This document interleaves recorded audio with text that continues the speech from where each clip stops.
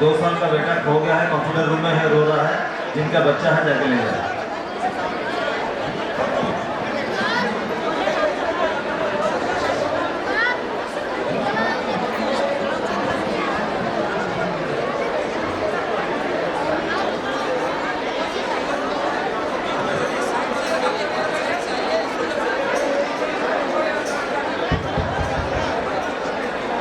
हाँ, कनेक्शन मिल चुका है, वहाँ से है। वंदे पुरुषोत्तमं वंदे पुरुषोत्तमं वंदे पुरुषोत्तमं वंदे पुरुषोत्तमं वंदे पुरुषोत्तमं। वंदे पुरुषोत्तमं। आप सबसे अनुरोध है, आप अपना अपना स्थान में शांति बना के बैठ जाना। अभी पूजनीय बाबा बाबू कुछ आशीर्वाद करेंगे, कुछ बोलेंगे, तो ध्यान पूर्वक सुनना। और फिर शाम को 6 बजे 10 मिनट में यहाँ जो प्रार्थना होगा उसमें भी पूजनीय बाबा बाबू पधारेंगे, उस टाइम भी आप यहाँ प्रणाम करेंगे। अभी एकदम चुपचाप शांति बनाए रख के आप बैठ जाइए। पूजनीय बाबा का अमूल्य प्रवचन आप सुनिए। जय गुरु।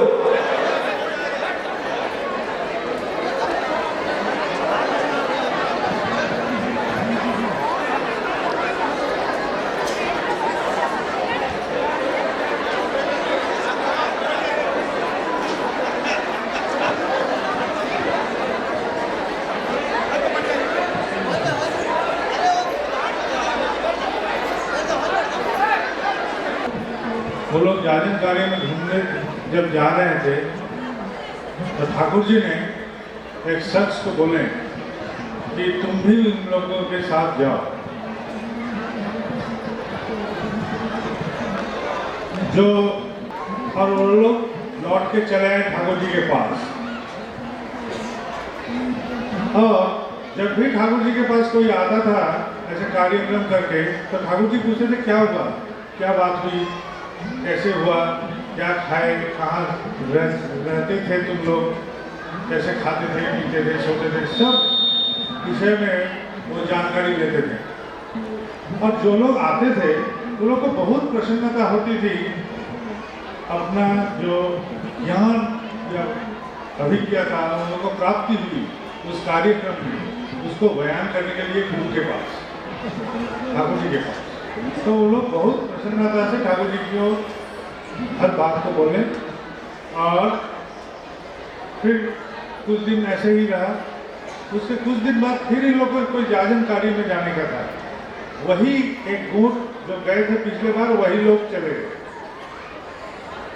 जब चले गए, चलने के बाद ठाकुर जी पूछे जो व्यक्ति को बाद में ठाकुर जी जोड़े थे वो क्यों नहीं गया, बोला उसको नहीं लिया गया। ये लोग नहीं लिया साथ में, क्यों? तो कोई जवाब ठीक से नहीं दे पा रहा था कि क्यों नहीं लिया गया उनको साथ में। तो ऐसे ही समय बीत रहा था तो वो लोग फिर चले आए, जाजन कार्य समाप्त करके जब आए उस बार ठाकुर जी कुछ नहीं पूछ रहे हैं उन लोग से, कहाँ गए थे, क्या जाजन हुआ, क्या कथा हुआ, कहाँ ठहरे थे, कहाँ खाए, क्या खाए, सब कुछ जैसा एक बाप के बेटे से पूछता था वैसा नहीं पूछे था। मौन रहे। उन लोग को बहुत व्याकुलता हो रही थी कि ठाकुर जी क्यों नहीं पूछ रहे हैं हम लोग के, हम जब आए हैं लौट के तो ठाकुर जी क्यों नहीं पूछे हमसे, क्यों नहीं जानकारी लेना चाह रहे हैं हमसे, हमसे ऐसे खफा क्यों है। वो लोग को लगा कि ठाकुर जी कुछ रुष्ट हुए हैं उन पर। तो कुछ दिन बाद ठाकुर जी अचानक पूछे कि तुम लोग गए तो क्या क्या हुआ। तो वो लोग व्याकुलता से ऐसे अधीर थे कि वो लोग सब बयान किए। तो बोले क्या हुआ, मतलब देश में बहुत जागृति हो रही है, जहाँ जहाँ आपका बात बोल रहे हैं, ठाकुर जी दया की बात बोल रहे हैं, सब में जागृति आ रही है, सब में बदलाव आ रहा है, सबके चिंतन में कुछ बदलाव सा आ रहा है, वो लोग ऐसे महसूस कर रहे हैं। तो बोले हम जो आदमी को तुम लोग के साथ जोड़ दिए थे उसको दोबारा क्यों नहीं मिलेंगे। और ठाकुर जी उसका चोरी का आदत है, हम सबका कुछ न कुछ वो हाथापाई करके हथियार लिया था, तो इसलिए इस बार उसको हम लोग नहीं ले गए। तो ठाकुर जी बोले कि तुम बोल रहे हो कि मेरे बाद से इतनी बदलाव आ रही है, इतनी परिवर्तन आ रहा है, सब में इतनी जागरूकता जा रही है, तो एक चोर को बदल नहीं सक रहे हो, अब तुम लोग बोल रहे हो दुनिया को बदलने चले हो। यही है हमारा ठाकुर जी, जो समाज में हाथ नहीं पाते हैं उनको भी वो सहारा देते हैं। गोभी का खेती करता था आश्रम के किनारे एक आदमी, तो गोभी चोरी होता था, फूल गोभी चोरी होता था उसका। वो बहुत नाराज हुआ और वो लगाया बैठा आज कि कब इसको चोर को नंगे हाथ पकड़े। तो नंगे हाथ पकड़ने के लिए वो दाव खोज रहा था। इस वक्त वो चोर चोरी करने आया तो चोर पकड़ लिया, सीधा ले गया ठाकुर जी के पास। जब ठाकुर जी के पास ले गया, ठाकुर जी तो अब विचार में बैठे हैं।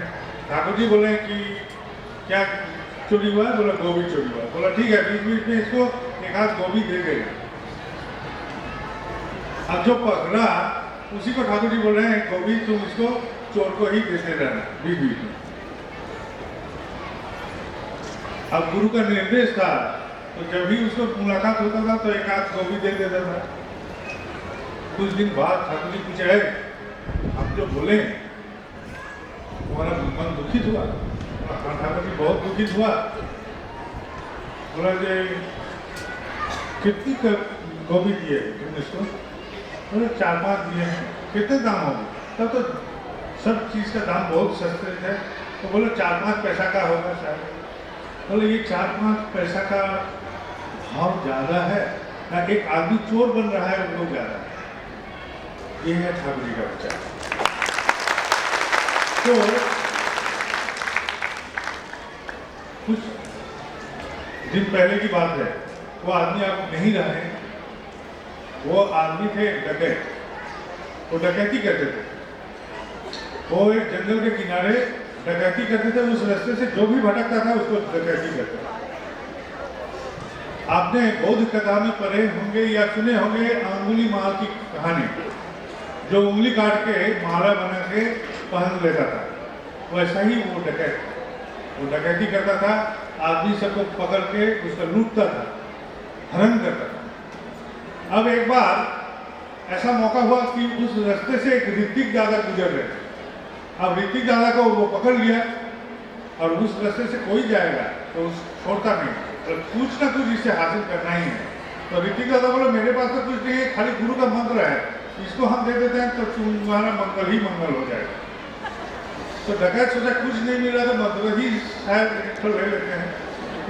उसने वो ऋतिक दादा के चंगुल में पड़ गया और दीक्षा भी हो गई उसका। अब डकैत का दीक्षा, डकैत को एक ठाकुर जी का फोटो दिया गया। ऋतिक दादा ने बोला इस फोटो को रखो, इसको पूजा पाठ करना, विधि जो सब कुछ समझाया, लेकिन वो तो विधि करने वाला भी नहीं था, कुछ नहीं था। फोटो उसको बहुत पसंद आया। एक गाछ का जो कटोरा था उसमें उसको रख दिया, एक गाछ का जो खेत था उसमें रख दिया ठाकुर जी का फोटो। और वहाँ जब भी डकैती करने जाता था एक धूप कट्टी या अगरबत्ती लगा देता था, तो अगरबत्ती जला के ठाकुर जी को प्रणाम करके डकैती करने निकलता था। और डकैत का ठाकुर जी बन गए, हमारा ठाकुर जी डकैत का ठाकुर जी बन गए। अब हुआ क्या, वो तो डकैती करता ही जाता था, उसका ऐसा भावना का कोई परिवर्तन भी नहीं हुआ। तो वहाँ एक फॉरेस्ट रेंजर तब्दीली से वहाँ पहुँच गए।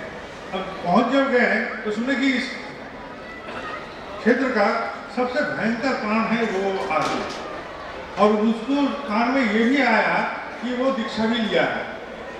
और एक गाछ का वहाँ छेद है, वहाँ ठाकुर जी को फोटो रखता है, वहाँ अगरबत्ती जला के वो डकैती करके निकलता है। इतना भी उसको खबर आया, खबरी जो था सब खबर जब दे दिया तो वो डकैत के घर में ही पहुँच गए और जाके पूछा कि तुम सुने हैं दीक्षा लिए हो, ठाकुर जी का ऐसा फोटो भी वहाँ रखते हो और ऐसे करके डकैती करते हो, ठीक है करो, कोई बात नहीं है, लेकिन हमको लगता है कि ठाकुर जी को ऐसे गाछ के छेद में रखना ठीक नहीं है, इसके लिए एक मकान बनाना जरूरी है। अरे ठीक है हम बना देंगे, कौन सी बड़ी बात है, लेकिन कहाँ बनाएं? बोले हम फॉरेस्टर हैं, हम तुमको एक तो जमीन अलॉट कर रहे हैं, ये मेरे पावर में है, थोड़ा सा जमीन तुमको दे रहे हैं, तुम उसमें ठाकुर घर बना लो और वहाँ ठाकुर जी को रख के पूजा पाठ करके फिर तुम्हारा अपना काम में निकलो। तो ठीक है, वो मान गया।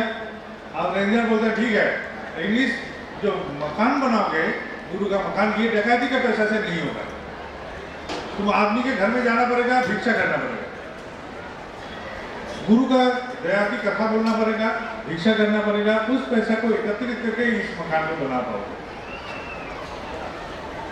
तो वो भी मान लिया। अब वो घर घर में जाता था, ठाकुर जी के दया की कथा बोलता था, और बोलते बोलते तो भिक्षा भी करता था कि देखिए मैं अपना गुरु के लिए तो घर बनाना चाहता हूँ, मंदिर बनाना चाहता हूँ, देखो केंद्र बनाना चाहता हूँ, आप हमको मदद कीजिए। सब कुछ कुछ ना कुछ दे देता था। वो क्रम में उस ठाकुर घर बन गया, ठाकुर घर बन गया, ठाकुर जी प्रतिष्ठित हो गए, लेकिन उस आदमी का संपूर्ण परिवर्तन हो गया। वो अब डकैती नहीं करता था, वो ठाकुर जी की दया की करता हो गया। ये है ठाकुर जी की लीला, ये है ठाकुर जी की लीला। जिस घट में, जिस प्राण में एक बार प्रवेश करे, वो यदि उसको स्पर्श को कायम रखते जाए तो उसका परिवर्तन होगा ही, और मंगल में ही परिवर्तन होगा। वो आचार्य देव के पास आता था, वो आदमी बाद में भी आता था, नाट मंडल के बाहर से बहुत चिल्ला चिल्ला के बोला था, अपनी कथा बोलता था। आचार्य देव बोलता इधर आके बोलो, सामने में आके बोलो। वो बोलता है इस जन्म में हम बाहर से ही बोलते हैं, अगले जन्म में हम वहाँ बैठेंगे, इस जन्म में बहुत ऐसे कार्यक्रम किए हैं कि वहाँ जाने की शक्ति नहीं है। उस आदमी का देहांत हो गया, लेकिन हम बोल रहे हैं एक परिवर्तन की कथा, एक आदमी का बदलाव की कथा। इस बदलाव कैसे संभव हुआ कि वो ठाकुर जी को स्पर्श किया, ठाकुर जी उसमें स्पर्श किए, इसलिए उसमें परिवर्तन हुआ। दया की कथा ऐसे बोला जा सकता है, सैकड़ों दया की कथा, सैकड़ों दया की कहानी बोला जा सकता है।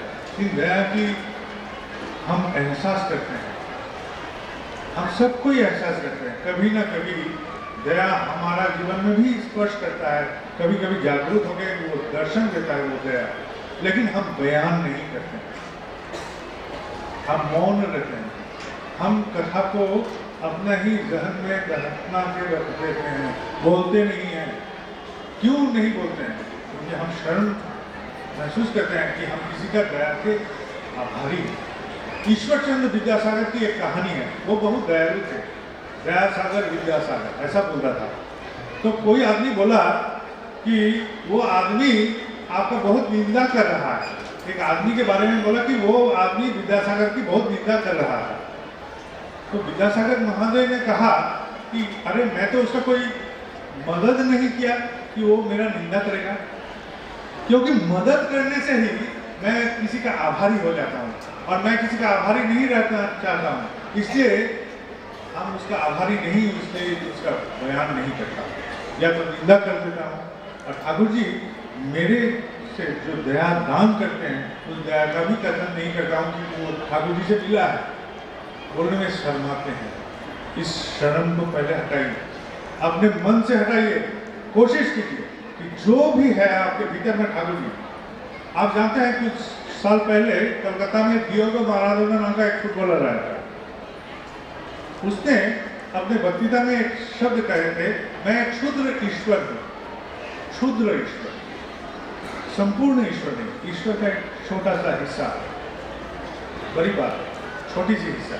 मैं जो ईश्वर का एक हिस्सा हूँ, ये एहसास करना बहुत बड़ी बात है।